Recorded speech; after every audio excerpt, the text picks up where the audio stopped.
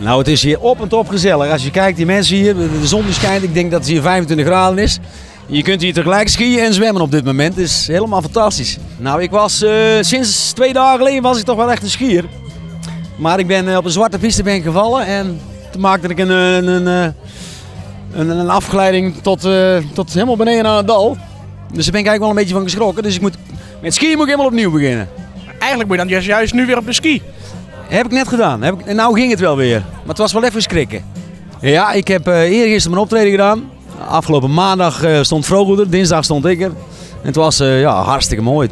Ja, en ik nodig iedereen uit voor het volgend jaar om gezellig deze kant op te komen. Want dit is toch wel een hele gezellige feestweek hier in Westendorp. Ja, dat klopt. Ik heb voor Brigitte Nijman een single geschreven. Altijd laat. De plaat van Gordon, Kom eens dichterbij, was ook niet onverdienstelijk, moet ik zeggen. Ik ben nu ook weer voor Ruudje Kop ben ik een paar dingetjes aan het schrijven. En voor mezelf niet te vergeten. Ik denk dat dat het allerbelangrijkste is. Er komt binnenkort een nieuwe plaat uit. Ik heb een tijdje terug die plaat. Ik ben al helemaal zo, heeft keigoed gedaan. Vind ik zelf. Maar nu gaan we met een uptempo komen. Wat de mensen echt van mij helemaal vanaf het begin eigenlijk gewend zijn. Lekker uptempo, lekker feest. En ik denk dat het helemaal goed gaat komen. En wanneer gaat die uitkomen, denk je? Als het aan mij ligt, eind april. Zo net voor de zomer.